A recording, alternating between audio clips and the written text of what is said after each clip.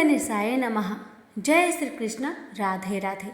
प्यारे भक्तगणों, आज की वीडियो में आप सभी श्रवण करेंगे चैत्र महीने की शुक्ला पक्ष की प्रतिपदा तिथि से पूर्णिमा तक सुनी जाने वाली संपूर्ण कथा एक साथ। इन कथाओं को जो भी भक्त सच्चे मन से ध्यान लगाकर श्रवण करता है उसकी सभी कष्ट कट जाते हैं, सभी मनोकामना शीघ्र ही पूर्ण हो जाते हैं।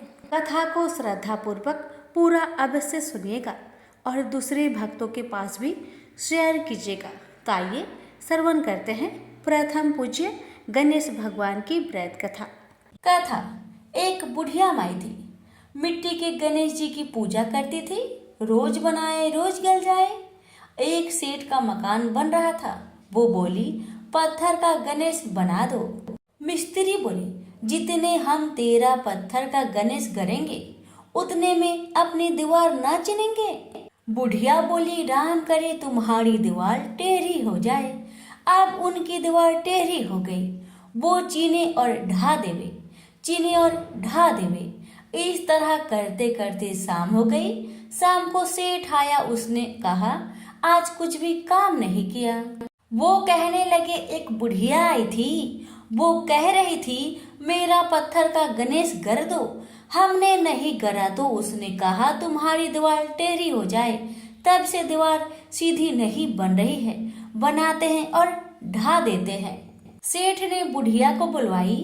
सेठ ने कहा, हम तेरा सोने का गणेश गढ़ देंगे, हमारी दीवार सीधी कर दो। सेठ ने बुढ़िया को सोने का गणेश गढ़ दिया। सेठ की दीवार सीधी हो गई। जैसे सेठ की दीवार सीधी की वैसे सबकी करना। कहानी कहने वाले, सुनने वाले, हुक्कार भरने वाले सभी पर अपनी कृपा सदा बनाए रखना। प्रेम से बोलिए गजानंद भगवान की जय। नवरात्र व्रत की कथा ब्रह्मा जी ने बृहस्पति जी को सुनाई थी। ब्रह्मा जी के अनुसार प्राचीन काल में मनोहर नगर में पीठट नाम का एक अनाथ ब्राह्मण निवास करता था। वह माँ दुर्गा की काफी पूजा किया करता था। उसके घर सुमति नाम की कन्या का जन्म हुआ। पिता प्रतिदिन देवी दुर्गा का पूजा करते तो सुमति उपस्थित रहती। एक दिन सुमति खेलती रह गई और पूजा में नहीं आई। पिता को पुत्री की इस बात पर क्रोध आया और बोला, आज तूने भगवती का पूजन नहीं किया, इस कारण मैं किसी कुष्ठ रोगी या दरिद्र मनुष्य के साथ तेरा विवाह करूंगा। पिता के वचन सुन सुमति बोली, मैं आपकी कन्या हूँ तथा सब तरह आपके अधीन हूँ। जैसी आपकी इच्छा हो वैसा ही करो। राजा से, कुष्ठी से, दरिद्र से अथवा जिसके साथ चाहो मेरा विवाह कर दो, लेकिन होगा वही जो मेरे भाग्य में है। ब्राह्मण ने क्रोधित हो सुमति का विवाह एक कुष्ठी के साथ कर दिया और अत्यंत क्रोधित हो पुत्री से कहने लगा, हे पुत्री, अपने कर्म का फल भोगो। देखो भाग्य के भरोसे रहकर क्या करती हो। उस बालिका की दशा देख भगवती प्रकट हुई और बोली कि पुत्री, मैं तेरे पूर्व जन्म के पुण्य के प्रभाव से प्रसन्न हूँ। तू पूर्व जन्म में निषाद भील की स्त्री थी और अति पतिव्रता थी। एक दिन तेरे पति निषाद ने चोरी की। चोरी करने के कारण तुम दोनों को सिपाहियों ने पकड़ लिया और ले जाकर जेल खाने में कैद कर दिया। नवरात्र के दिनों में तुमने न तो कुछ खाया और न जल ही पिया। इस प्रकार 9 दिनों तक नवरात्र का व्रत हो गया। हे ब्राह्मणी, उन दिनों में जो व्रत हुआ, इस व्रत के प्रभाव से प्रसन्न होकर मैं तुझे मनोवांछित वर देती हूँ। तुम्हारी जो इच्छा हो सो मांगो। उसने माँ से कहा कि हे माँ, मेरे पति का कोढ़ दूर करो। देवी ने कहा, उन दिनों तुमने जो व्रत किया था उस व्रत का एक दिन का पुण्य पति का कोढ़ दूर करने के लिए अर्पण करो। उस पुण्य के प्रभाव से तेरा पति कोढ़ से मुक्त हो जाएगा। तब उसके पति का शरीर भगवती दुर्गा की कृपा से कुष्ठ रोग से रहित हो गया। ब्रह्मा जी बोले, हे बृहस्पति, उस ब्राह्मणी की स्तुति सुन देवी प्रसन्न हुई और ब्राह्मणी से बोली, तेरे उदालय नामक अति बुद्धिमान, धनवान, कीर्तिवान और जितेंद्रिय पुत्र शीघ्र उत्पन्न होगा। सुमति ने माँ से कहा, भगवती दुर्गे, अगर आप मुझ पर प्रसन्न है तो कृपा कर मुझे नवरात्र व्रत की विधि और उसके फल का विस्तार से वर्णन करें। देवी दुर्गा ने उसे बताया, नवरात्र महीने की शुक्ला पक्ष की प्रतिपदा से लेकर 9 दिन तक विधि पूर्वक व्रत करे। यदि दिन भर व्रत न कर सके तो एक समय भोजन करे, घर में घट स्थापन करे और वाटिका बनाकर उसको प्रतिदिन जल से सींचे, नित्य विधि सहित पूजा करे और पुष्पों से विधि पूर्वक अर्घ्य दे। खांड, घी, गेहूँ, शहद, जौ, तिल, बेल, नारियल, दाख और कदम आदि से हवन करे। गेहूं से होम करने से लक्ष्मी की प्राप्ति होती है। खीर एवं चंपा के पुष्पों से धन की और बेल पत्तों से तेज व सुख की प्राप्ति होती है। बिजौरा के फल से अर्घ्य देने से रूप की प्राप्ति होती है। जायफल से अर्घ्य देने से कृति, दाख से अर्घ्य देने से कार्य की सिद्धि होती है। आंवले से अर्घ्य देने से सुख की प्राप्ति और केले से अर्घ्य देने से आभूषणों की प्राप्ति होती है। इस प्रकार पुष्पों व फलों से अर्घ्य देकर व्रत समाप्त होने पर 9वें दिन यथा विधि हवन करें। आंवले से कीर्ति की और केले से पुत्र की, कमल से राज सम्मान की और दाखों से संपदा की प्राप्ति होती है। इन 9 दिनों में जो कुछ दान आदि किया जाता है उसका करोड़ों गुना फल मिलता है। इस प्रकार ब्राह्मणी को व्रत की विधि और फल बताकर देवी माता अंतर्ध्यान हो गई। प्रेम से बोलिए देवी माता की जय। बहुत समय पहले की बात है, किसी गांव में 2 माँ बेटी रहती थी। वह रोजाना नित्य नेम की कहानी कहा करती थी। उसकी बेटी ने कहा, माँ, मैं नित्य नेम की कहानी कहूँगी। माँ ने अपनी बेटी को समझाया, बेटी, अभी तुम यहाँ पर हो तो तुम्हारी कथा मैं सुन लूँगी। जब तुम्हारी शादी हो जाएगी तो तुम्हारी नित्य नेम की कथा ससुराल में कौन सुनेगा, इसलिए तुम रहने दो। बेटी ने कहा, माँ, मुझे नित्य नेम की कहानी कहनी है तो कहनी है। बेटी जिद पर अड़ गई, नित्य नेम की कहानी कहने लगी। अब जब कुछ समय बाद उस बिटिया का शादी हुई, वह ससुराल चली गई तो वह सबसे कहती कि मेरी कहानी सुन लो। सभी कुछ न कुछ बहाना बनाकर कहानी सुनते ही नहीं, वहां से चले जाते तो बेचारी को भूखा ही रहना पड़ता। एक दिन पड़ोसन बोली, मैं तुम्हारी कहानी सुनूंगी। अब वह बहू पड़ोसन के पास जाती और उसे कहानी सुनाकर खाना खा लेती। ऐसा करते हुए एक दिन ननद ने देख लिया और ननद ने अपनी माँ से कहा, माँ, भाभी पड़ोसन के कहने पर खाना खा लेती है, हमारे कहने पर तो खाना खाती ही नहीं। माँ ने कहा, बेटी, तुम पड़ोसन को कहना कि मेरी बहू की नित्य नेम की कहानी ना सुने। तो लड़की कहती है, ठीक है माँ, मैं कह दूंगी। लड़की पड़ोसन के घर जाकर कहती है कि मेरी भाभी जब भी आपको कथा सुनाने आए तो आप कथा मत सुनिएगा, मना कर दीजिएगा। लड़की की बात सुनकर पड़ोसन तो कोई जवाब नहीं देती है। सोच विचार करके पड़ोसन अपनी पति के पास जाती है और कहती है, पड़ोस की बेटी मुझे मना करके गई है कि उसकी भाभी की नित्य नेम की कथा ना सुनो। ये सुनकर पति ने कहा, जब उसकी माँ मना करे तो मत सुनना। अगले दिन सास ने आकर पड़ोसन को मना कर दिया तो पड़ोसन बहू की कथा नहीं सुनी। अब तो बहू की कहानी कोई नहीं सुनता, बेचारी भूखी प्यासी ही रहने लगी। ससुर ने पूछा कि बहू कैसी है, तो सास ने कहा, बहू तो अच्छी है, काम काज तो कर लेती है, मगर कुछ खाती पीती नहीं। ससुर ने कहा कि बड़े घर की बेटी है, काम करने से थक जाती होगी, इससे काम मत कराओ। सासू माँ ने कहा, हाँ मैं तो काम नहीं कराती, लेकिन बहू फिर भी खाना नहीं खाती। अब तो धर्मराज जी का आसन डोल उठा कि इस नगरी में ऐसा कौन मेरा भक्त है जो भोजन नहीं करता, उसे बुलाओ। स्वर्ग से विमान आया तो सास बोली बहू से कि बहू मैं तेरे साथ चलूंगी। तो बहू ने कहा, आपको तो बहुत काम था, आप मेरे साथ कैसे चलेंगी? मेरी कहानी सुनने का आपके पास तो समय ही नहीं था। अब जेठानी ने जब कहा तो देवरानी कहने लगी, क्यों, आपको तो मालिक का खाना बनाना है ना, तो आप कैसे जाएंगी? जब ननद ने कहा तो वह कहने लगी कि आपको भी तो गुड्डे गुड़िया के साथ खेलने की फुर्सत ही नहीं थी, तो मेरे साथ कैसे चलेंगी? जब पड़ोसन बोली कि मैं चलूंगी, तो बहू बोली, हाँ एक तुम ही तो हो जिसने मेरी नित्य नेम की कहानी सुनी थी, तुम चलो मेरे साथ। अब पड़ोसन अपने पति के पास गई और अपनी सारी कहानी सुना दी। पति बोला, तू तो बड़ी भाग्यवान है जो जीते जी जा रही है, मरकर तो सभी जाते हैं। वह भी गई।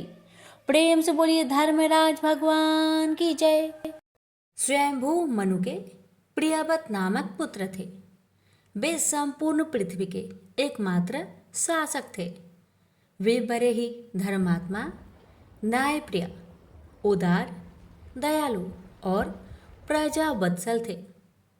आध्यात्मिक ज्ञान तथा तपस्या में विशेष रुचि होने के कारण वे विवाह नहीं करना चाहते थे, किंतु ब्रह्मा जी की आज्ञा से सृष्टि के विस्तार के लिए उन्होंने विवाह कर लिया।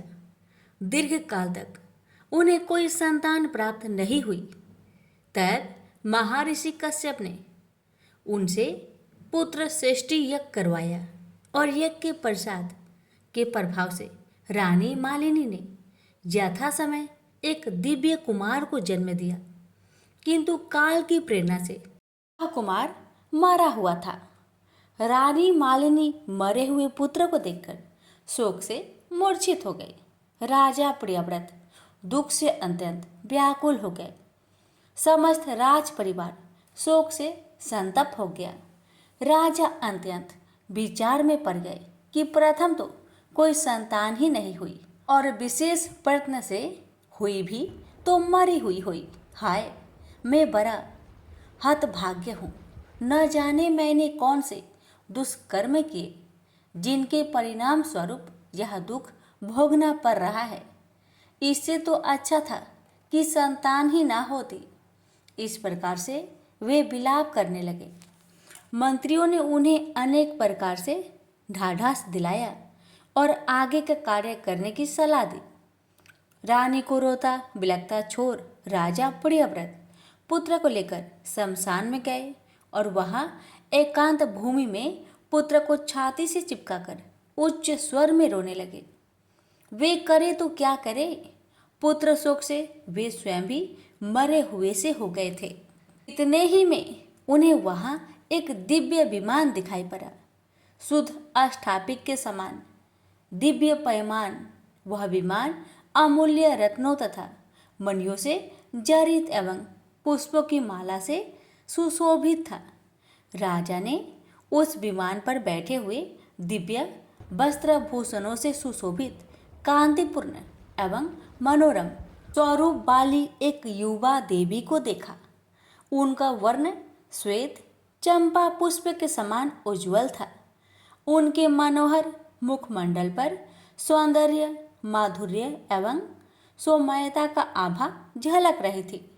देवी के मुखमंडल के चारों ओर एक दिव्य तेजोमय मंडल प्रकाशित हो रहा था। वे मधुर मुस्कान बिखेर रही थी। इस रूप में उन्हें देखकर ऐसा मालूम पड़ता था मानो वे साक्षात कृपा की मूर्ति ही हो। उनका दर्शन करते ही राजा के मन में एक बिलचन शांति का अनुभव हुआ। उन्हें लगा कि निश्चित ही ये कोई देवी शक्ति संपन्न मात्र रूपा है जो मेरे दुख को देखकर मुझ पर कृपा करने आई है। वे उन्हें प्रणाम करने लगे और फिर उन्होंने अपने मृत बालक को भूमि पर रख दिया तथा कतार दृष्टि से वे देवी के किसी विशिष्ट अनुग्रह की प्रतीक्षा करने लगे। देवी षष्ठी विमान से उतरकर राजा के समीप चली आई और कहने लगी, राजन, मैं देवसेना हूँ, मेरा नाम षष्ठी है, मैं बालक की आदि शास्त्री देवी हूँ। आज तुम्हारे पुत्र शोक से दुखी होकर मैं यहाँ आई हूँ। राजन, यह आपने ही कर्मों का प्रभाव होता है कि कुछ लोग संतानहीन होते हैं, कुछ लोगों की संतानें मर जाती है और कोई उत्तम संतान से युक्त होते हैं। सुख दुख, हर्ष, भय और शोक, संपत्ति तथा विपत्ति, ये सब कर्मों के अनुसार ही होते हैं। ऐसा समझकर सबको सत्कर्म में ही प्रेरित होना चाहिए।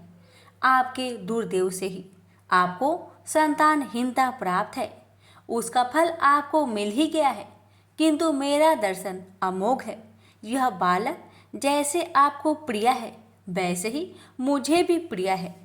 आपकी रानी मालिनी का जितना मात्र स्नेह इसके प्रति है, उससे अधिक मुझे इससे प्रेम है।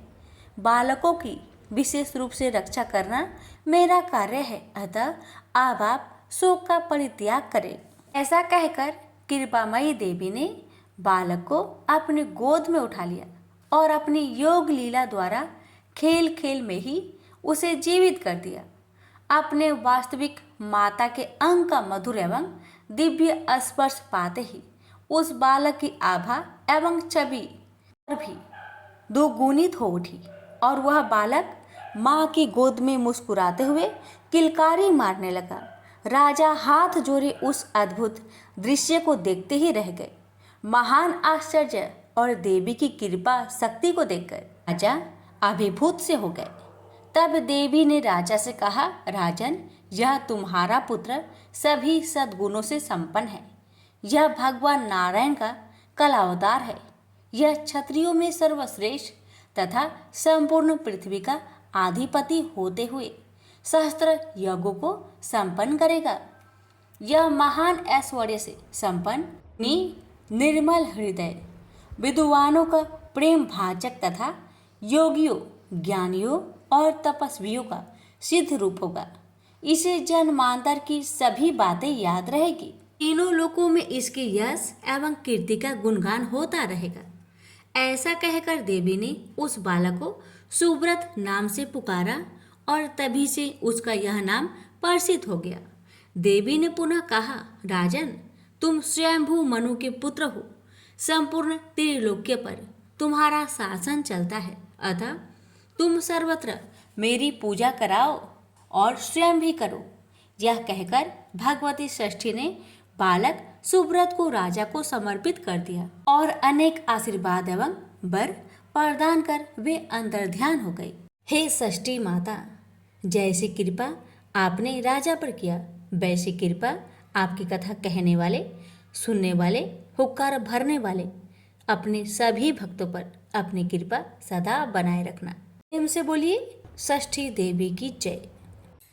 एक बुढ़िया माई तुलसी जी को सींचती और कहती कि हे तुलसी माता, सत की दाता, मैं तेरा बिरला सींचती हूँ। मुझे बाहु दे, पीताम्बर की धोती दे, मीठा मीठा घास दे, बैकुंठा में बास दे, चटक की चाल दे, पाटक की मौत दे, चंदन का काठ दे, रानी सा राज दे, दाल भात का भोजन दे, 11 की मौत दे, कृष्णा जी का कांधा दे। तब तुलसी माता यह सुनकर सूखने लगी तो भगवान ने पूछा कि हे तुलसी, तुम क्यों सूख रही हो? तुलसी माता ने कहा कि एक बुढ़िया रोज आती है और यही बात कह जाती है, मैं सब बात तो पूरा कर दूंगी, लेकिन कृष्णा का कंधा कहाँ से लाऊंगी? तो भगवान बोले, जब वो मरेगी तो मैं अपने आप ही कंधा देने आऊँगा। तू बुढ़िया माई से कह देना। जब बुढ़िया माई मर गई, सब लोग आ गए। जब माई को ले जाने लगे तो वह किसी से न उठी। तब भगवान एक 12 बरस के बालक का रूप धारण करके आए। बालक ने कहा, मैं कान में एक बात कहूँगा तो बुढ़िया माई उठ जाएगी। बालक ने कान में कहा, बुढ़िया माई मन की निकाल ले, पीताम्बर की धोती ले, मीठा मीठा ग्रास ले, बैकुंठा में बास ले, चटक की चाल ले, पाठक की मौत ले, कृष्ण जी का कांधा ले। यह सुनकर बुढ़िया माई हल्की हो गई। भगवान ने कंधा दिया और बुढ़िया माई को मुक्ति मिल गई। हे तुलसी माता, जैसे बुढ़िया माई को मुक्ति दी वैसे सबको देना। प्रेम से बोलिए तुलसी महारानी की जय। प्राचीन काल में एक ब्राह्मण रहता था। वह बहुत निर्धन था। उसके कोई संतान नहीं थी। उसकी स्त्री बहुत मलिनता के साथ रहती थी। वह स्नान न करती। इससे ब्राह्मण देवता बड़े दुखी थे। बेचारे बहुत कुछ कहते थे, किंतु उसका कुछ परिणाम न निकला। भगवान की कृपा से ब्राह्मण की स्त्री के कन्या रूपी रत्न पैदा हुआ। कन्या बड़ी होने पर प्रता स्नान करके विष्णु भगवान का जाप हुआ। बृहस्पतिवार का व्रत करने लगी। अपने पूजन पाठ को समाप्त करके विद्यालय जाती तो अपनी मुट्ठी में जौ भर के ले जाती और पाठशाला के मार्ग में डालती जाती। जब ये जौ स्वर्ण के हो जाते, लौटते समय उनको बीनकर अपने घर ले आती थी। एक दिन वह बालिका सूप में उस सोने की जौ को फटक कर साफ कर रही थी कि उसके माता ने देख लिया और कहा, हे बेटी, सोने की जौ के लिए सोने का सूप होना चाहिए। दूसरे दिन बृहस्पतिवार था। इस कन्या ने व्रत रखा और बृहस्पति देव से प्रार्थना करके कहा, मैंने आपकी पूजा सच्चे मन से की हो तो मेरे लिए सोने की सूप दे दो। बृहस्पति देव ने उसकी प्रार्थना स्वीकार कर लिए। रोजाना की तरह वह कन्या जौ फैलाती हुई जाने लगी। जब लौटकर जौ बीन रही थी तो बृहस्पति देव की कृपा से सोने का सूप मिला। उसे वह घर ले आई और उसमें जौ साफ करने लगी, परंतु उसकी माँ का वही ढंग रहा। एक दिन की बात है कि वह कन्या सोने के सूप में जौ साफ कर रही थी। उस समय उस शहर का राजपुत्र वहां से होकर निकला। इस कन्या के रूप और कार्य को देखकर मोहित हो गया तथा अपने घर आकर भोजन तथा जल त्याग कर उदास होकर लेट गया। राजा को इस बात का पता लगा तो अपने प्रधानमंत्री के साथ उसके पास गए और बोले, हे बेटा, तुम्हें किस बात का कष्ट है? किसी ने अपमान किया है अथवा और कोई कारण हो सो कहो, मैं वही कार्य करूंगा जिससे तुम्हें प्रसन्नता हो। अपने पिता की राजकुमार ने बातें सुनी तो वह बोला, मुझे आपकी कृपा से किसी बात का दुख नहीं है। किसी ने मेरा अपमान नहीं किया है, परंतु मैं उस लड़की से विवाह करना चाहता हूँ जो सोने की सूप में जौ साफ कर रही थी। यह सुनकर राजा आश्चर्य में पड़ गया और बोला, हे बेटा, इस तरह की कन्या का पता तुम ही लगाओ, मैं उसके साथ तेरा विवाह अवश्य ही करवा दूंगा। राजकुमार ने उस लड़की के घर का पता बतलाया। तब मंत्री उस लड़की के घर गए और ब्राह्मण देवता को सभी हाल बतलाया। ब्राह्मण देवता राजकुमार के साथ अपनी कन्या का विवाह करने के लिए तैयार हो गए तथा विधि विधान के अनुसार ब्राह्मण की कन्या का विवाह राजकुमार के साथ हो गया। कन्या के घर से जाते ही पहले की भांति उस ब्राह्मण देवता के घर में गरीबी का निवास हो गया। अब भोजन के लिए भी अन्न बड़ी मुश्किल से मिलता था। एक दिन दुखी होकर ब्राह्मण देवता अपनी पुत्र के पास गए। बेटी ने पिता की दुखी अवस्था को देखा और अपनी माँ का हाल पूछा। तब ब्राह्मण ने सभी हाल कहा। कन्या ने बहुत सा धन देकर अपने पिता को विदा कर दिया। इस तरह ब्राह्मण का कुछ समय सुखपूर्वक व्यतीत हुआ। कुछ दिन बाद फिर वही हाल हो गया। ब्राह्मण फिर अपनी कन्या के यहाँ गया और सारा हाल कहा तो लड़की बोली, हे पिताजी, आप माताजी को यहाँ लेवा लाओ, मैं उसे विधि बता दूंगी जिससे गरीबी दूर हो जाए। वह ब्राह्मण देवता अपनी स्त्री को साथ लेकर पहुंचे तो अपनी माँ को समझाने लगी, हे माँ, तुम प्रातःकाल प्रथम स्नान आदि करके विष्णु भगवान का पूजन करो तो सब दरिद्रता दूर हो जाएगी। परंतु उसकी माँ ने एक भी बात नहीं मानी और प्रातःकाल उठकर अपनी पुत्री की बच्चों की जूठन को खा लिया। इससे उसकी पुत्री को बहुत गुस्सा आया और एक रात को कोठरी से सभी सामान निकाल दिया और अपनी माँ को उसमें बंद कर दिया। प्रातःकाल उसे निकाला तथा स्नान आदि करा के पाठ करवाया तो उसकी माँ की बुद्धि ठीक हो गई और फिर प्रत्येक बृहस्पतिवार को व्रत रखने लगी। इस व्रत के प्रभाव से उसके माँ बाप बहुत ही धनवान और पुत्रवान हो गए और बृहस्पति जी के प्रभाव से इस लोक के सुख भोग कर स्वर्ग को प्राप्त हुए। भी मिलकर बोलिए, विष्णु भगवान की जय। राम नवमी की व्रत कथा।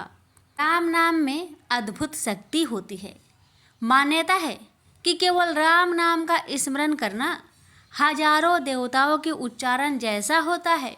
इतना ही नहीं, राम नाम जप करने वालों को मोक्ष की प्राप्ति होती है।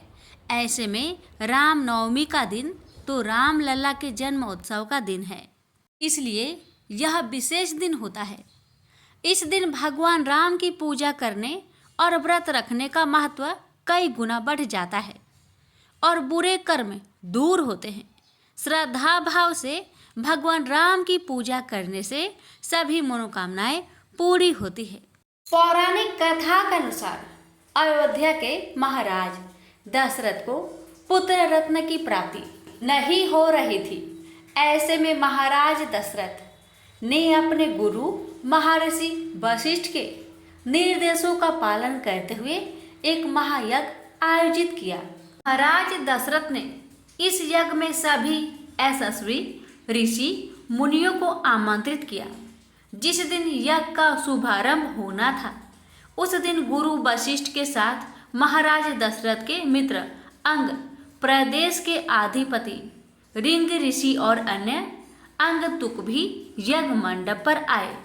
यज्ञ के समापन के बाद महाराज दशरथ ने सभी ऋषि और पंडितों को दक्षिणा स्वरूप धन्य धान्य का दान कर विदा किया। यज्ञ से प्राप्त प्रसाद लेकर राजा दशरथ पुनः अपने महल में लौट आए और प्रसाद अपनी तीनों रानियों के बीच वितरित किया। तत्पश्चात यज्ञ के पुण्य फल से तीनों रानियों ने गर्भ धारण किया। सबसे पहले माता कौशल्या ने एक पुत्र को जन्म दिया। रानी कौशल्या के द्वारा जन्मे उस बालक के चेहरे पर करोड़ों सूर्य के समान आभा थी और उस बालक व्यक्तित्व अत्यंत ही आकर्षक था। अनुपम छवि वाले उस बालक को जो कोई भी देखता मंत्र मुग्ध हो जाता।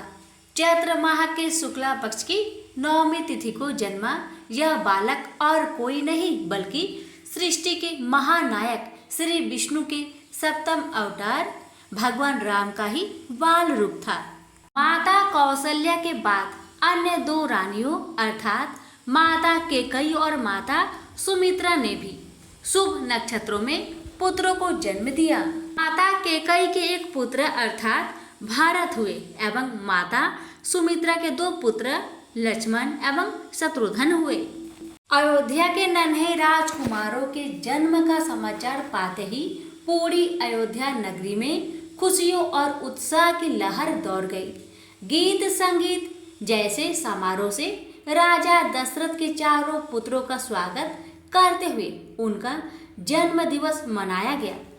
वहीं देवताओं ने भी इस उत्सव में भाग लेते हुए इन नन्हे राजकुमारों को नमन किया और आकाश से अनगिनत पुष्पों की वर्षा कर उनका स्वागत करते हुए अपनी प्रसन्नता जताई। शीघ्र ही चारों पुत्र का नाम संस्कार महर्षि वशिष्ठ के द्वारा किया गया तथा उनके नाम रामचंद्र, भरत, लक्ष्मण और शत्रुघ्न रखे गए।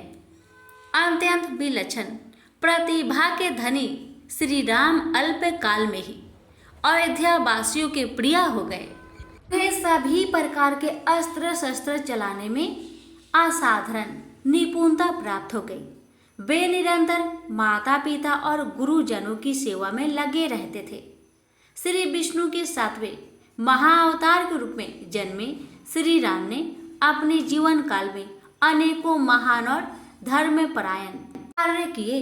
चाहे सीता स्वयंवर में धनुष तोड़ना हो या महाबली बाली का वध कर सुग्रीव की सहायता करना हो, विवाह के पश्चात मर्यादा पुरुषोत्तम श्री राम अपने पिता की आज्ञा का पालन करते हुए पत्नी सीता और अनुज लक्ष्मण समेत वनवास स्वीकार किया। जहां माता सीता की दुराचारी रावण से रक्षा करते हुए प्रभु ने अत्याचारी रावण का संहार किया। ये वही राम है जो स्वयं जगत के पालनहार है और दुर्लभ शक्तियों के स्वामी है, किंतु उन्होंने एक सामान्य मनुष्य जीवन का एक अद्भुत उदाहरण प्रस्तुत किया। युगों युगों के बाद आज भी श्री रामचंद्र के आदर्श व्यक्तित्व, धैर्य, निष्ठा, त्याग एवं पराक्रम को श्रद्धा और सम्मान देते हुए रामनवमी के दिन उनका जन्म उत्सव मनाया जाता है। आज भी राम भक्त अन्यथा आस्था के साथ अपने आराध्य श्री राम का अवतरण दिवस मनाते हैं। उनसे बोलिए सीताराम की जय। प्राचीन काल की बात है। उज्जैन नगर में तितिक्षु नाम का एक कृषक ब्राह्मण रहता था। उसके परिवार में एक पत्नी, 2 पुत्र तथा एक पुत्री थी। ब्राह्मण बहुत लोभी था। यदि उसकी पत्नी उससे किसी चीज की मांग करती तो कहता, अभी कुछ ही दिन पहले तो मैंने यह चीज मंगवाई थी, बड़ी जल्दी खर्च कर दी, अब कुछ दिन ऐसे ही काम चलाओ। यदि कोई मांगने वाला उसके दरवाजे पर आता तो कहता, भाग यहाँ से, हट्टा कट्टा होकर भी भीख मांगता है। यदि कोई मेहमान उसके घर पर आता तो वह मन ही मन कोढ़ता रहता। पत्नी, पुत्र, पुत्री ब्राह्मण पर कोढ़ते रहते, किंतु उस पर रत्ती भर भी असर न होता। अपने परिवार संबंधियों के लिए तितिक्षु जितना लोभी था, पर स्त्री और वेश्याओं के लिए उतना ही दयालु था। जब भी मौका मिलता वह वेश्याओं के कोठे पर जा धमकता और उन्हें मनमानी दौलत दे डालता। कुछ समय ऐसे ही बीता। एक दिन बड़े पुत्र ने अपनी माता से कहा, माँ, बहुत दिन से घर में नारायण की कथा नहीं हुई है, तुम कहो तो इस पूर्णिमा को हम कथा करवा ले। माँ बोली, इच्छा तो मेरी भी बहुत है बेटा, लेकिन तुम्हारे पिता से डर लगता है, वे कथा कराने की इजाजत नहीं देंगे। पुत्र बोला, पिताजी की इजाजत लेने की जरूरत नहीं पड़ेगी माँ, कथा के लिए मैंने कुछ धन इकट्ठा कर लिए हैं। ब्राह्मण को बताए बिना चुपके चुपके हरि कथा का आयोजन किया गया। जिस दिन कथा हो रही थी, ब्राह्मण को पता चला तो वह गुस्से में भड़कता हुआ वहां पहुंचा और बोला, मेरे बगैर पूछे मेरा धन लुटाया जा रहा है। मैं पूछता हूँ, इस कथा को कराने की क्या जरूरत थी? पुत्र बोला, यह आयोजन मैंने अपने पैसे जोड़ जोड़ कर किया है पिताजी, इसमें आपका एक भी पैसा नहीं लगा है। पिता गुस्से में भड़कता हुआ बोला, खामोश, मेरे ही घर में रहकर मुझसे जुबान लड़ाता है, तत्काल बंद कर दो ये सब ढोंग। मेरे घर में कोई कथा नहीं होगी। परिवार में कलह होते देख कथावाचक पंडित चुपचाप खिसक गए। कथा आयोजन अपूर्ण ही रह गया। ब्राह्मण को पाप कर्म में लिप्त देखकर देवता नाराज हो गए। इंद्र, अग्नि आदि ने विचार विमर्श किया अग्निदेव बोले, तितिक्षु के पाप अपनी पराकाष्ठा पर पहुंच चुके हैं, उसे दंड देना बहुत जरूरी है। क्यों ना उसका समस्त धन नष्ट कर दिया जाए, क्योंकि धन के बल पर ही वह अनाचार कर रहा है। इंद्र बोले, लेकिन अग्निदेव, उसका पूरा परिवार भगवान पर अटूट श्रद्धा रखता है, कहीं ऐसा ना हो कि तितिक्षु को दंड देते समय उन्हें भी कुछ कष्ट हो। अग्निदेव बोले, ऐसा नहीं होगा। मैं आज ही ब्राह्मणी के मन में ऐसी बात बैठा देता हूँ कि वह परिवार समेत अपने मायके चली जाएगी। जब ब्राह्मण अकेला रह जाएगा तो उसे दंड देना आसान होगा। अग्निदेव ने ब्राह्मणी के मन में ऐसी धारणा बैठा दी कि वह अपने बच्चों के साथ लेकर दूसरे ही दिन मायके चली गई। ब्राह्मण परिवार के जाते ही दूसरे दिन तितिक्षु का एक घनिष्ठ मित्र उसके पास पहुंचा और बोला, मित्र, एक अत्यंत आवश्यक कार्य से मुझे तुम्हारे पास आने की जरूरत पड़ गई। मुझे कुछ धन की आवश्यकता है, कुछ ही दिनों में मैं लौटा दूंगा। ब्राह्मण ने अपनी जमा पूंजी में से आधा धन अपने दोस्त को दे दिया, जो उसने कभी वापस नहीं किया। फिर एक दिन वह वैश्य के कोठे पर आग रंग की महफिल में व्यस्त था। कुछ चोर उसके घर में घुसे और उसका बाकी धन लूट कर चले गए। वह जब घर लौटा तो चोरी हुई देखकर अपना सिर पीटने लगा। कोई भी पड़ोसी उसकी मदद या उसे दिलासा देने उसके पास तक नहीं फटका। तो आपस में खुसर फुसर करने लगे।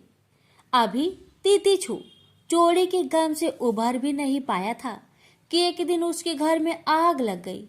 वह चिल्ला चिल्लाकर मदद मांगता रहा, किंतु इस बार भी कोई पड़ोसी उसके जलते घर को बचाने नहीं आया। अब वह बहुत परेशान रहने लगा। कुछ धन मित्र ले गया, कुछ धन चोर ले गया। काफी बड़े धन का हिस्सा अग्नि की भेंट चढ़ गया। एक दिन राजा के 2 सैनिक उसके पास पहुंचे और बोले, तितिक्षु, तुम पर आरोप है कि तुमने कई साल से राजा का कर नहीं चुकाया है, इसलिए राजा ने तुम्हें दरबार में बुलाया है। सैनिक तितिक्षु को लेकर राज दरबार में पहुंचे। राजा ने उसका अपराध सुनाया और कर न देने का कारण उसकी संपूर्ण संपत्ति को कुर्क करने का आदेश देते हुए कहा, इसकी सब संपत्ति कुर्क करके इसे शहर से बाहर निकाल दिया जाए, ताकि अन्य सभी कर चोरों को सबक मिले। तितिक्षु मारा मारा फिरने लगा। उसकी दाढ़ी बढ़ाई, कपड़े फटकर तार तार हो गए। वो जहां भी जाता बच्चे उसे पागल समझकर उस पर पत्थर मारते। अंत में जब वह बहुत बेहाल हो गया तो भूखे प्यास से व्याकुल होकर एक पुराने से मंदिर में पहुंचा। पुजारी ने उसे शरण दी। पुजारी बोला, तुमने जरूर पाप कर्म किए हैं, तभी तो तुम्हें ऐसी दरिद्रता का जीवन व्यतीत करना पड़ रहा है। तितिक्षु बोला, तो अब मैं क्या करूं, आप ही बताए। पुजारी बोला, यदि तुम सच्चे हृदय से अपने पापों का प्रायश्चित करोगे तो प्रभु तुम्हारी अपराध क्षमा कर देंगे। तुम फिर से अपना जीवन सुखमय व्यतीत कर सकोगे। उसी दिन से तितिक्षु ने अपना जीवन भगवान विष्णु के स्मरण में व्यतीत करना आरंभ कर दिया। हरि नाम स्मरण से उसके चेहरे पर ज्ञान की एक नई चमक आ गई। अब वह नित्य लोगों को बुलाकर उन्हें हरि कीर्तन सुनाता और उन्हें नेक कार्य करने की सलाह देता। फिर एक दिन जब वह अपने नगर लौटा तो परिवार और उसके परिचित व्यक्तियों ने उसका भरपूर स्वागत किया तथा सम्मान दिया। जब उसका अंत समय आया तो स्वर्ग से उसे लेने देवदूत आए तथा उसे दिव्य रथ में बैठाकर स्वर्ग ले गए। इस तरह भगवान विष्णु की महिमा से पापी तितिक्षु का उद्धार हो गया। प्रेम से बोलिए लक्ष्मी नारायण की जय। एक समय की बात है, नैमिषारण्य तीर्थ में सौनकादि 88,000 ऋषियों ने श्री सूत जी से पूछा, हे प्रभु, इस कलयुग में वेद विद्या रहित मनुष्य को प्रभु भक्ति किस प्रकार मिल सकती है तथा उनका उद्धार कैसे होगा। हे मुनि श्रेष्ठ, कोई ऐसा तप बताइए जिससे थोड़े समय में ही पुण्य मिले और मनोवांछित फल भी मिल जाए। इस प्रकार की कथा सुनने की हम इच्छा रखते हैं। सर्व शास्त्रों के ज्ञाता सूत जी बोले, हे वैष्णवों, मैं पूज्य आप सभी ने प्राणियों के हित की बात पूछी है, इसलिए मैं एक श्रेष्ठ व्रत को आप लोगों को बतलाऊंगा जिसे नारद जी ने लक्ष्मी नारायण जी से पूछा था और लक्ष्मीपति ने मुनि श्रेष्ठ नारद जी से कहा था। आप सब इसे ध्यान से सुनिए। एक समय की बात है, योगीराज नारद जी दूसरों के हित की इच्छा लिए अनेकों लोकों में घूमते हुए मृत्यु लोक में आ पहुंचे। यहाँ उन्होंने अनेक योनियों में जन्मे प्राय सभी मनुष्यों को अपने कर्मों द्वारा अनेकों दुख से पीड़ित देखा। उनका दुख देख नारद जी सोचने लगे कि कैसा यत्न किया जाए जिसके करने से निश्चित रूप से मानव के दुखों का अंत हो जाए। इसी विचार पर मनन करते हुए वह विष्णु लोक में गए। वह देवों के इस भगवान नारायण की स्तुति करने लगे, जिनके हाथों में शंख, चक्र, गदा और पद्म थे, गले में वरमाला पहने हुए थे। स्तुति करते हुए नारद जी बोले, हे भगवान, आप अत्यंत शक्ति से संपन्न हैं। मन तथा वाणी भी आपको नहीं पा सकती है। आपका यदि मध्य तथा अंत नहीं है, निर्गुण स्वरूप सृष्टि के कारण भक्तों के दुख को दूर करने वाले आपको मेरा नमस्कार है। नारद जी की स्तुति सुन विष्णु भगवान बोले, हे मुनि श्रेष्ठ, आपके मन में क्या बात है? आप किस काम के लिए पधारे हैं, उसे निसंकोच कहो। इस पर नारद मुनि बोले कि मृत्युलोक में अनेक योनियों में जन्मे मनुष्य अपने कर्मों के द्वारा अनेकों दुख से दुखी हो रहे हैं।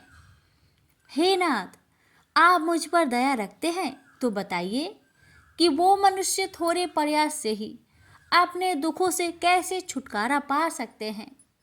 श्री हरि बोले, हे नारद, मनुष्य की भलाई के लिए तुमने बहुत ही अच्छी बात पूछी है, जिसके करने से मनुष्य मोह से छूट जाता है। वह बात मैं कहता हूँ, उसे सुनो। स्वर्ग लोक व मृत्यु लोक दोनों में एक दुर्लभ उत्तम व्रत है जो पुण्य देने वाला है। आज प्रेम वश होकर मैं उसे तुमसे कहता हूँ। श्री सत्यनारायण भगवान का यह व्रत अच्छी तरह विधान पूर्वक करके मनुष्य तुरंत ही यहाँ सुख भोग कर मरने पर मोक्ष पाता है। श्री हरि के वचन सुन नारद जी बोले कि उस व्रत का फल क्या है और उसका विधान क्या है। यह व्रत किसने किया था, इस व्रत को किस दिन करना चाहिए, सभी कुछ विस्तार से बताए। नारद की बात सुनकर श्री हरि बोले, दुख व शोक को दूर करने वाला यह व्रत सभी स्थानों पर विजय दिलाने वाला है।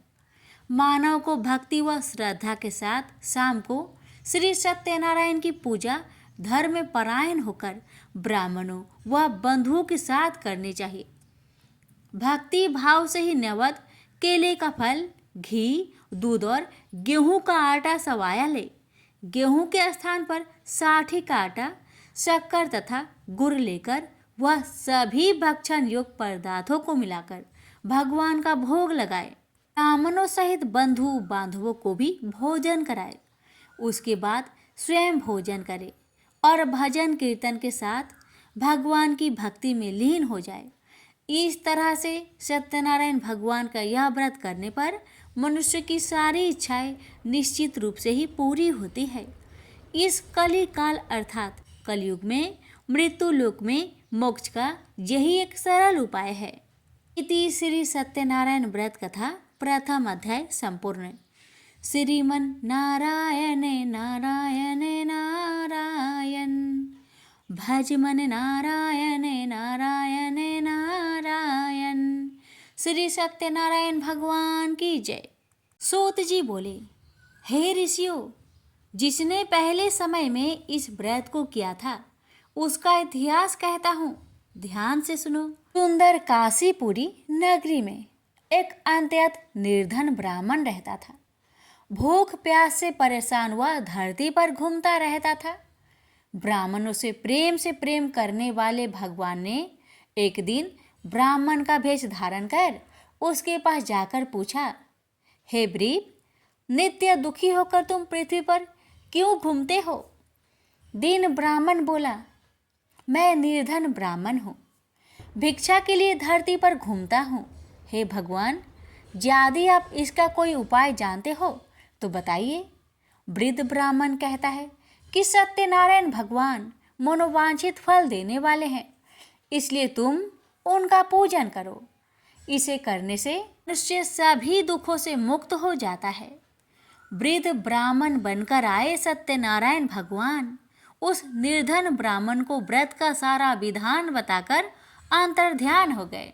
ब्राह्मण मन ही मन सोचने लगा कि जिस व्रत को वृद्ध ब्राह्मण करने को कह गया है, मैं उसे जरूर करूँगा। यह निश्चय करने के बाद उसे रात में नींद नहीं आई। वह सवेरे उठकर सत्यनारायण भगवान के व्रत का निश्चय कर भिक्षा के लिए चला गया। उस दिन निर्धन ब्राह्मण को भिक्षा में बहुत धन मिला, जिससे उसने बंधु बांधवों के साथ मिलकर श्री सत्यनारायण भगवान का व्रत संपन्न किया। भगवान सत्यनारायण का व्रत संपन्न करने के बाद वह निर्धन ब्राह्मण सभी दुखों से छूट गया और अनेक प्रकार की संपत्तियों से युक्त हो गया। उसी समय से यह ब्राह्मण हर माह इस व्रत को करने लगा। इस तरह से सत्यनारायण भगवान के व्रत को जो भी मनुष्य करेगा वह सभी प्रकार के पापों से छूटकर मोक्ष को प्राप्त होगा। जो मनुष्य इस व्रत को करेगा वह भी सभी दुखों से मुक्त हो जाएगा। सूत जी बोले कि इस तरह से नारद जी से नारायण जी का कहा हुआ श्री सत्यनारायण व्रत को मैंने तुमसे कहा। हे वृपो, मैं अब और क्या कहूँ? ऋषि बोले, हे मुनिवर, संसार में उस व्रीप से सुनकर और किस किस ने इस व्रत को किया, हम सब इस बात को सुनना चाहते हैं। इसके लिए हमारे मन में श्रद्धा का भाव है। सूत जी बोले, हे मुनियों, जिसने इस व्रत को किया है वह सब सुनो।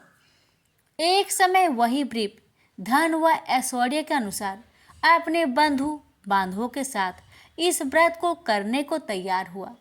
उसी समय एक लकड़ी बेचने वाला बूढ़ा आदमी आया और लकड़ियां बाहर रखकर अंदर ब्राह्मण के घर में गया। प्यास से दुखी वह लकड़हारा उनको व्रत करते देख व्रीप को नमस्कार कर पूछने लगा कि आप यह क्या कर रहे हैं तथा इसे करने से क्या फल मिलेगा, कृपया मुझे भी बताइए। ब्राह्मण ने कहा कि सब मनोकामनाओं को पूरा करने वाला यह सत्यनारायण भगवान का व्रत है। इनकी कृपा से ही मेरे घर में धन्य धान्य आदि की वृद्धि हुई है। व्रीप से सत्यनारायण व्रत के कथा के बारे में जानकर लकड़हारा बहुत प्रसन्न हुआ। चरणामृत लेकर वह प्रसाद खाने के बाद वह अपने घर गया। लकड़हारे ने अपने मन में संकल्प किया कि आज लकड़ी बेचने से जो धन मिलेगा उसी से श्री सत्यनारायण भगवान का उत्तम व्रत करूँगा। मन में इस विचार को ले बूढ़ा आदमी सिर पर लकड़ियाँ रख उस नगर में बेचने गया जहाँ धनी लोग ज्यादा रहते थे। उस नगर में उसे अपनी लकड़ियों का दाम पहले से 4 गुना अधिक मिलता है। बूढ़ा प्रसन्नता के साथ दाम लेकर केले, शक्कर, घी, दूध, दही और गेहूं का आटा ले और सत्यनारायण भगवान की व्रत की अन्य सामग्रियां लेकर अपने घर गया। वहां उसने अपने बंधु बांधवों को बुलाकर विधि विधान से सत्यनारायण भगवान का पूजन और व्रत किया।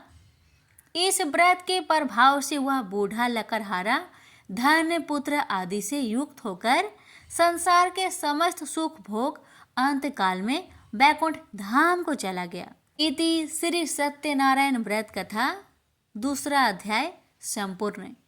श्रीमन नारायण नारायण नारायण, भज मन नारायण नारायण नारायण, श्री सत्यनारायण भगवान की जय। सूत जी बोले, हे श्रेष्ठ मुनियों, अब आगे की कथा कहता हूँ।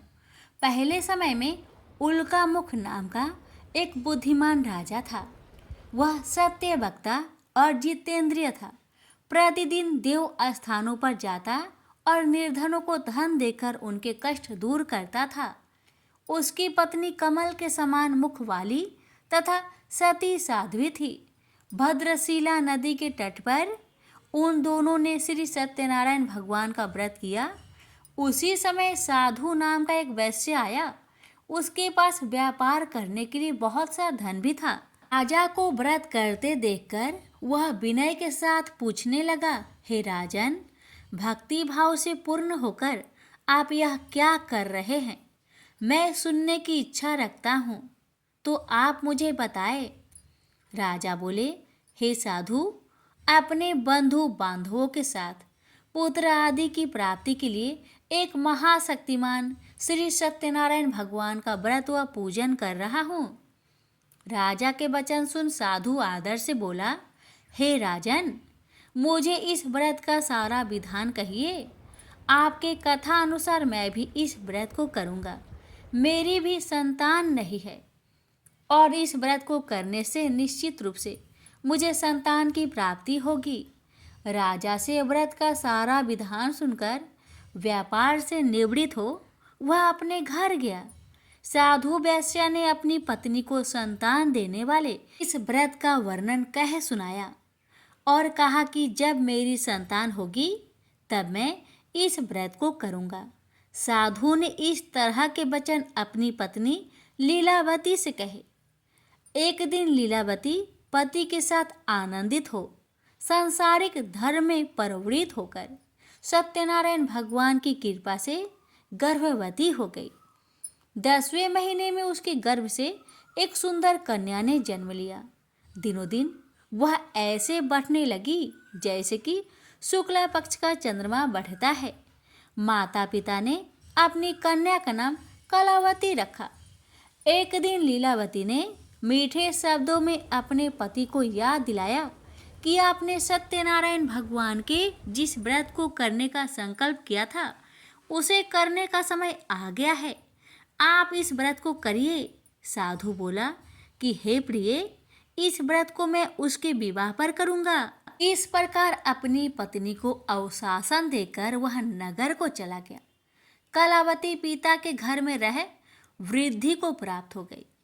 साधु ने एक बार नगर में अपनी कन्या को सखियों के साथ देखा तो तुरंत ही दूत को बुलवाया और कहा कि मेरी कन्या की योग वर देखकर आओ। साधु की बात सुनकर दूत कंचन नगर में पहुंचा और वहां देखभाल कर लड़की के सुयोग बनिक पुत्र को ले आया। सुयोग लड़के को देख साधु ने बंधु बांधवों को बुलाकर अपनी पुत्री का विवाह कर दिया। लेकिन दुर्भाग्य की बात ये कि साधु ने अभी भी श्री सत्यनारायण भगवान का व्रत नहीं किया। इस पर श्री भगवान क्रोधित हो गए और श्राप दिया कि साधु को अत्यधिक दुख मिले। अपने कार्य में कुशल साधु बनिया जमाई को लेकर समुद्र के पास स्थित होकर रत्नासारपुर नगर में गया। वहां जाकर दामाद ससुर दोनों मिलकर चंद्रकेतु राजा के नगर में व्यापार करने लगे। एक दिन भगवान सत्यनारायण की माया से एक चोर राजा का धन चुराकर भाग रहा था। उसने राजा के सिपाहियों को अपना पीछा करते देख चुराया हुआ धन वहां रख दिया जहां साधु अपने जामाई के साथ ठहरा हुआ था। राजा के सिपाहियों ने साधु वैश्य के पास राजा का धन पड़ा देखा तो वह ससुर जामाई दोनों को बांधकर प्रसन्नता से राजा के पास ले गए और कहा कि उन दोनों चोरों को हम पकड़ लाए हैं, आप आगे की कार्रवाई की आज्ञा दें। राजा की आज्ञा से उन दोनों को कठिन कारावास में डाल दिया गया और उनका सारा धन भी उनसे छीन लिया गया। श्री सत्यनारायण भगवान के शराप से साधु की पत्नी भी बहुत दुखी हुई। घर में जो धन रखा था उसे चोर चुरा ले गए। शारीरिक तथा मानसिक पीड़ा व भूख प्यास से अति दुखी हो अन्न की चिंता में कालावती के ब्राह्मण के घर गई। वहां उसने श्री सत्यनारायण भगवान का व्रत होते देखा। फिर कथा भी सुनी। वह प्रसाद ग्रहण कर वह रात को घर वापस आई। माता ने कलावती से पूछा कि हे पुत्री, अब तक तुम कहाँ थी? तेरे मन में क्या है?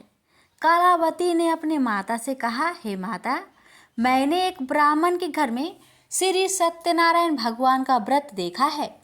कन्या के वचन सुन लीलावती भगवान की पूजन की तैयारी करने लगी। लीलावती ने परिवार व बंधुओं सहित सत्यनारायण भगवान का पूजन किया और उनसे वर मांगा कि मेरे पति तथा जमाई शीघ्र घर आ जाए। साथ ही यह भी प्रार्थना की कि हम सबका अपराध क्षमा करें। श्री सत्यनारायण भगवान इस व्रत से संतुष्ट हो गए और राजा चंद्रकेतु को सपने में दर्शन दे कहा कि हे राजन, तुम उन दोनों वेश्या को छोड़ दो और तुमने उनका जो धन लिया है उसे वापस कर दो। अगर ऐसा नहीं किया तो मैं तुम्हारा धन, राज्य व संतान सभी को नष्ट कर दूंगा। राजा को यह सब कहकर वह अंतर्ध्यान हो गए। अतः काल सभा में राजा ने अपना सपना सुनाया। फिर बोले कि बानिक पुत्र को कैद से मुक्त कर सभा में लाओ। दोनों ने आते ही राजा को प्रणाम किया। राजा मीठी बानी से बोला, हे महानुभावों, भाग्यवश ऐसा कठिन दुख तुम्हें प्राप्त हुआ है, लेकिन अब तुम्हें कोई भय नहीं है। ऐसा कह राजा ने उन दोनों को नए वस्त्र भूषण भी पहनाए और जितना धन उनका लिया था उससे 2 गुना धन वापस कर दिया। दोनों वेश्या अपने घर को चल दिए। श्री सत्यनारायण व्रत कथा का 3रा अध्याय संपूर्ण। श्रीमन नारायण नारायण नारायण, भज मन नारायण नारायण नारायण। श्री सत्यनारायण भगवान की जय।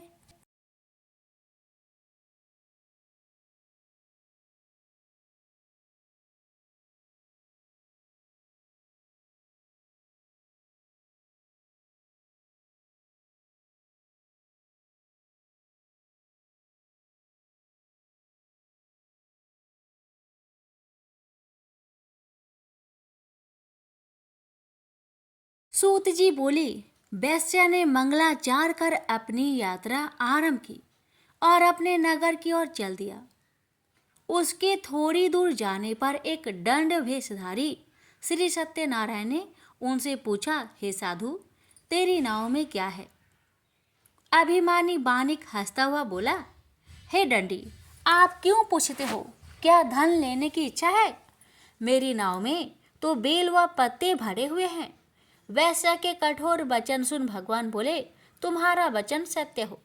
दंडी ऐसे वचन कह वहां से दूर चले गए। कुछ दूर जाकर समुद्र के किनारे बैठ गए। दंडी के जाने के बाद साधु वैश्या ने नित्य क्रिया के पश्चात नाव को ऊंची उठते देखकर अचंभा माना और नाव में बेल पत्ते आदि देख वह मूर्छित हो जमीन पर गिर पड़ा। मूर्छा खोलने पर वह अत्यंत शोक में डूब गया। तब उसका दामाद बोला कि आप शोक ना मनाए, यह दंडी का श्राप है, इसलिए हमें उनकी शरण में जाना चाहिए, तभी हमारी मनोकामना पूरी होगी। दामाद की बात सुनकर वह दंडी के पास पहुंचा और अत्यंत भक्ति भाव नमस्कार करके बोला, मैंने आपसे जो असत्य वचन कहे थे उनके लिए मुझे क्षमा दे। ऐसा कह कहकर महान शोकातुर हो रोने लगा। दंडी भगवान बोले, हे बानिक पुत्र, मेरी आज्ञा से बार बार तुम्हें दुख प्राप्त हुआ है, तू मेरी पूजा से विमुख हुआ। साधु बोला, हे भगवान, आपकी माया से ब्रह्मा आदि देवता भी आपके रूप को नहीं जानते, तब मैं अज्ञानी कैसे जान सकता हूँ? आप प्रसन्न होइए, अब मैं सामर्थ्य के अनुसार आपकी पूजा करूँगा। मेरी रक्षा करो और पहले के समान नौका में धन भर दो। साधु वैश्य के भक्ति पूर्वक वचन सुनकर भगवान प्रसन्न हो गए और उसकी इच्छा अनुसार वरदान देकर अंतर ध्यान हो गए। ससुर जमाई जब नाव पर आए तो नाव धन से भरी हुई थी। फिर वही अपने अन्य साथियों के साथ सत्यनारायण भगवान का पूजन कर अपने नगर को चल दिए। जब नगर के नजदीक पहुंचे तो दूत को घर पर खबर करने के लिए भेज दिया। दूत साधु की पत्नी को प्रणाम कर कहता है कि मालिक अपने दामाद सहित नगर के निकट आ गए हैं। दूत की बात सुन साधु की पत्नी लीलावती ने बड़े हर्ष के साथ सत्यनारायण भगवान का पूजन कर अपनी पुत्री कलावती से कहा कि मैं अपने पति के दर्शन को जाती हूँ, तो कार्य पूर्ण कर शीघ्र आ जाना। माता के ऐसे वचन सुन कलावती जल्दी में प्रसाद छोड़ अपने पति के पास चली गई। प्रसाद की अवज्ञा के कारण श्री सत्यनारायण भगवान रुष्ट हो गए और नाव सहित उसके पति को पानी में डुबो दिए। कलावती अपने पति को वहां ना पाकर रोती हुई जमीन पर गिर गई। नौका को डूबा हुआ देख वह कन्या को रोता देख साधु दुखी होकर बोला कि हे प्रभु, मुझसे तथा मेरे परिवार से जो भूल हुई है उसे क्षमा करे।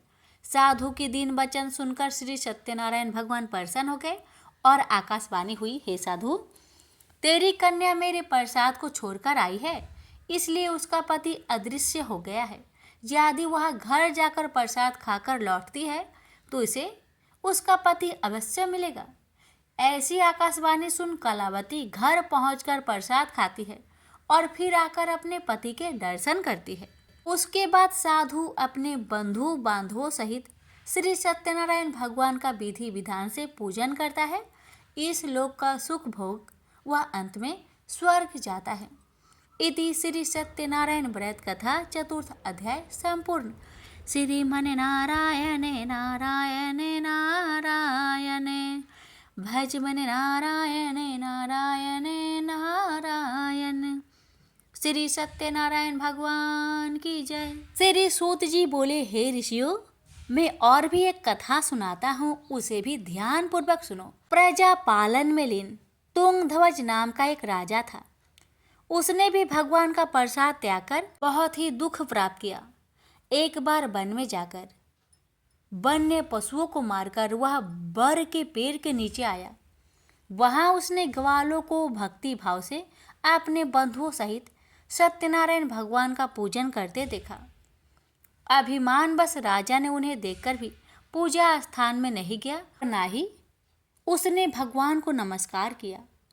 ग्वालों ने राजा को प्रसाद दिया, लेकिन उसने वह प्रसाद नहीं खाया और प्रसाद को वहीं छोड़कर वह अपने नगर को चला गया।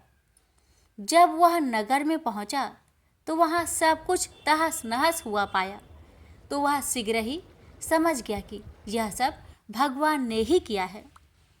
वह दोबारा ग्वालों के पास पहुंचा और विधि पूर्वक पूजा कर प्रसाद खाया, तो श्री सत्यनारायण भगवान की कृपा से सब कुछ पहले जैसा हो गया। दीर्घ काल तक सुख भोगने के बाद मरोना उपरांत उसे स्वर्गलोक की प्राप्ति हुई। तो मनुष्य परम दुर्लभ इस व्रत को करेगा तो भगवान सत्यनारायण की अनुकंपा से उसे धन्य धान्य की प्राप्ति होगी। निर्धन धनी हो जाता है और भय मुक्त हो जीवन जीता है। संतानहीन मनुष्य को संतान सुख मिलता है और सारे मनोरथ पूर्ण होने पर मानव अंत काल में वैकुंठ धाम को जाता है। सूत जी बोले, जिन्होंने पहले इस व्रत को किया है, अब उनके दूसरे जन्म की कथा कहता हूँ। वृद्ध संतानंद ब्राह्मण ने सुदामा का जन्म लेकर मोक्ष की प्राप्ति की। लकरहारे ने अगले जन्म में निषाद बनकर मोक्ष प्राप्त किया। उल्कामुख नाम का राजा दशरथ होकर बैकुंठ को गए। साधु नाम के वैश्य ने मोरध्वज बनकर अपने पुत्र को आरे से चीरकर मोक्ष पाया। महाराज तुंगध्वज ने स्वयंभू होकर भगवान में भक्ति युक्त हो कर्म कर मोक्ष पाया। इति श्री सत्यनारायण व्रत कथा का 5वां अध्याय संपूर्ण हुआ।